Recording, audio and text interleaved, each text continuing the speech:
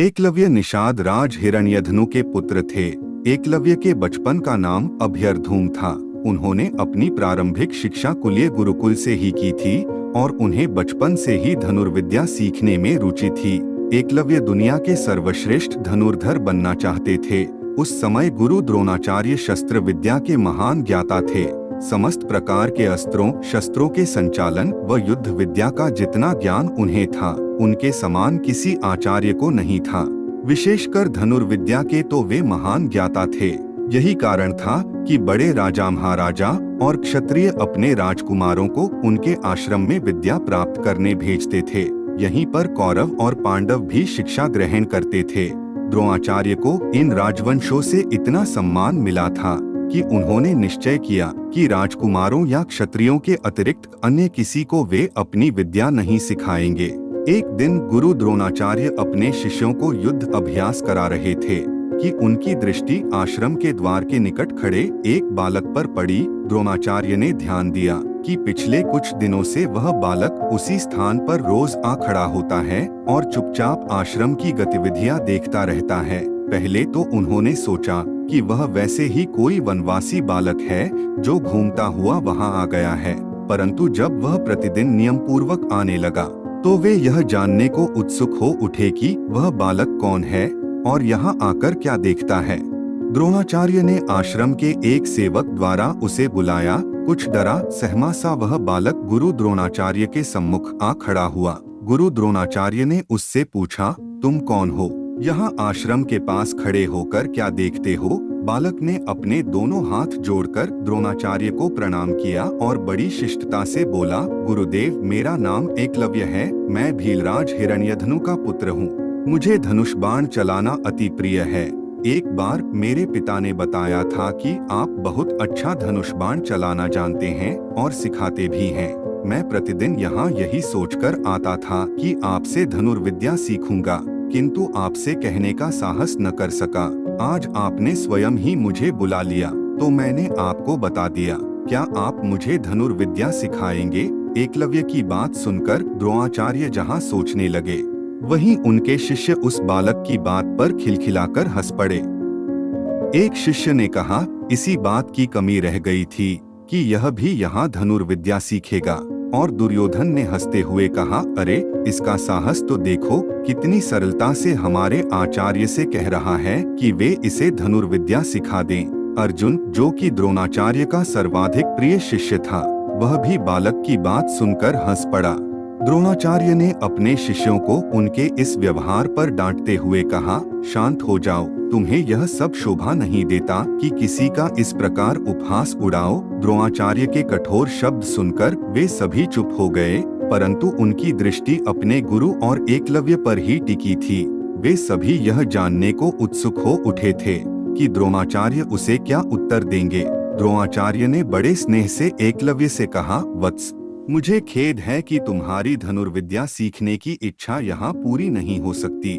मैं केवल राजकुमारों और क्षत्रियों को ही शस्त्र चलाना सिखलाता हूँ, किसी अन्य को नहीं। अच्छा होगा कि तुम अपने घर लौट जाओ। मैं तुम्हारे पिता भीलराज हिरण्यधनु से भली भांति परिचित हूँ। वे अवश्य ही तुम्हारे लिए किसी योग्य शिक्षक का प्रबंध करा देंगे जिनसे तुम धनुर्विद्या सीख सको।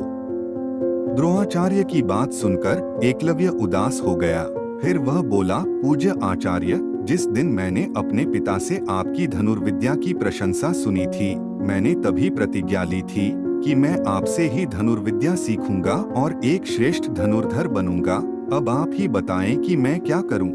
वत्स, तुम्हारा कहना अपनी जगह सही है, किंतु मुझे खेद है, मैं तुम्हारी कोई सहायता नहीं कर सकता। फिर एक बात और भी है, तुमने अभी कहा कि तुम श्रेष्ठ धनुर्धर बनना चाहते हो, तो हे वत्स, यह विचार तुम अपने मन से निकाल दो, क्योंकि मैं भी प्रतिज्ञा कर चुका हूँ कि मैं अपने शिष्य अर्जुन को ही इस संसार का सर्वश्रेष्ठ धनुर्धर बनाऊंगा। अब यदि मैं तुम्हें धनुर्विद्या सिखा भी दूं, तब भी तुम्हारी श्रेष्ठ धनुर्धर बनने की इच्छा कभी भी पूरी न हो सकेगी। अच्छा होगा कि तुम ये विचार अपने मन से निकालकर अपने घर लौट जाओ। द्रोणाचार्य की इन बातों ने एकलव्य की सारी आशाओं पर पानी फेर दिया।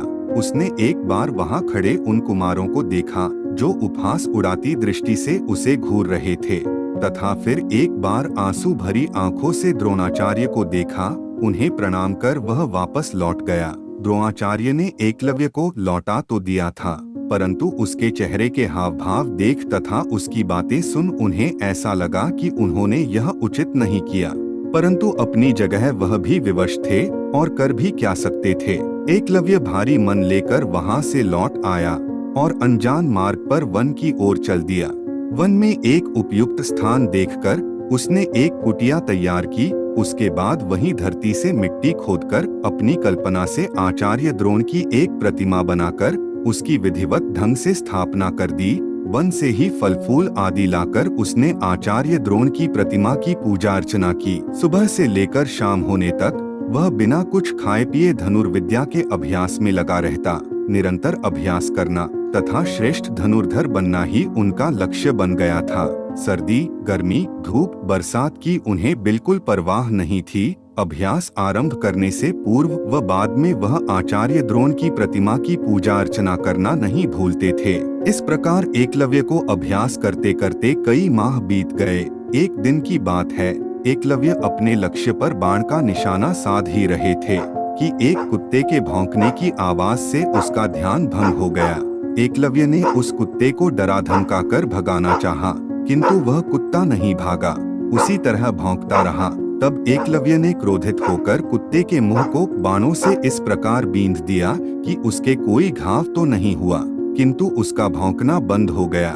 उस दिन गुरु द्रोणाचार्य अपने शिष्यों के साथ वन में शिकार करने आए थे।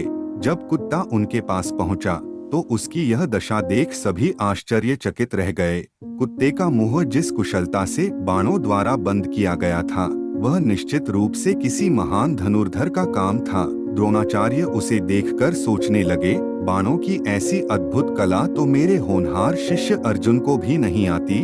फिर इस वन में ऐसा कौन धनुर्धर आ गया जो अर्जुन से भी आगे निकल गया? यह जानने के लिए कि यह किसने किया, वे राजकुमारों के साथ उस धनुर्धर की खोज में निकल पड़े। कुछ ही दूर चलने पर उनकी दृष्टि एकलव्य पर पड़ी, जो धनुर्विद्या का अभ्यास कर रहा था। द्रोणाचार्य एकलव्य को पहचान गए। उन्होंने उसके पास जाकर बड़े स्नेह से पूछा, वत्स एकलव्य, तुम तो एक कुशल धनुर्धर बन गए हो, किससे सीखी तुमने ऐसी अचूक धनुर्विद्या? एकलव्य ने अपने सामने द्रोणाचार्य को खड़े देखा तो बड़े आदर से उनके चरण स्पर्श किए और बोला, आदरणीय गुरु द्रोणाचार्य से ही मैंने धनुर्विद्या सीखी है। यह सुनकर आचार्य द्रोण सहित सभी राजकुमार भी चौंक गए। आचार्य द्रोणाचार्य हैरान होकर बोले, मुझसे? मैंने कहाँ सिखाई तुम्हें यह धनुर्विद्या? तब एकलव्य ने उन्हें उनकी प्रतिमा दिखाई और सारी बात बता दी। अब तक एकलव्य की बात सुनकर हैरत में पड़े द्रोणाचार्य उसकी लगन व गुरु भक्ति देख बहुत प्रसन्न हुए। आज तक उन्होंने ऐसा दृढ़ प्रतिज्ञ किशोर नहीं देखा था। उन्हें इस बात का दुख था कि उन्होंने ऐसे प्रतिभावान शिष्य को लौटा दिया था। तभी उनके मन में विचार आया, मैंने प्रतिज्ञा की थी कि अर्जुन को संसार का सर्वश्रेष्ठ धनुर्धर बनाऊंगा, परंतु एकलव्य तो अर्जुन से कई गुना अधिक श्रेष्ठ जान पड़ता है। अब मेरी प्रतिज्ञा का क्या होगा? कुछ पल विचार कर उन्होंने एक निर्णय लिया। वे बोले, वत्स एकलव्य, जब तुमने मुझे अपना गुरु मान ही लिया है तो मैं भी तुम्हें अपना शिष्य स्वीकार करता हूँ। क्या तुम अपने गुरु को गुरु दक्षिणा नहीं दोगे? क्यों नहीं गुरुदेव, आप आज्ञा दीजिए। एकलव्य ने प्रसन्न हो अपने हाथ जोड़कर सिर झुका दिया। तब किसी प्रकार साहस करके गुरु द्रोणाचार्य ने कहा, तुम मुझे अपने दाएं हाथ का अंगूठा काट कर दे दो, यही मेरी गुरु दक्षिणा होगी। उनका इतना कहना था कि एकलव्य ने बड़ी फुर्ती से अपनी कमर से कटार निकाली और बिना झिझके अपना दायां अंगूठा काटकर द्रोणाचार्य के चरणों में रख दिया। यह दृश्य देखकर वहां खड़े सभी राजकुमार दंग रह गए। उन्होंने कभी सोचा ही नहीं था कि कोई ऐसी गुरु दक्षिणा भी देने का साहस रखता होगा। द्रोणाचार्य ने कांपते हाथों से अपनी गुरु दक्षिणा ग्रहण की और खुश होकर एकलव्य को सीने से लगा लिया। इस समय द्रोणाचार्य सहित सभी राजकुमार उस बालक के समक्ष स्वयं को छोटा अनुभव कर रहे थे। धनुर्विद्या में दाएं हाथ का अंगूठा ही सब कुछ होता है, बिना उसके बाण नहीं छोड़ा जा सकता। एकलव्य का यह त्याग देखकर द्रोणाचार्य सहित कोई भी कुछ न बोल सका। सभी लोग पराजितों का भाव लेकर वहां से लौट गए। यह अटल सत्य है कि द्रोणाचार्य ने एकलव्य का अंगूठा न मांगा होता तो महाभारत में अर्जुन को कभी श्रेष्ठ धनुर्धर कहकर नहीं पुकारा जाता। दोस्तों, अगर आपको ये वीडियो अच्छी लगी हो तो प्लीज हमारे चैनल को सब्सक्राइब और लाइक जरूर करें। धन्यवाद।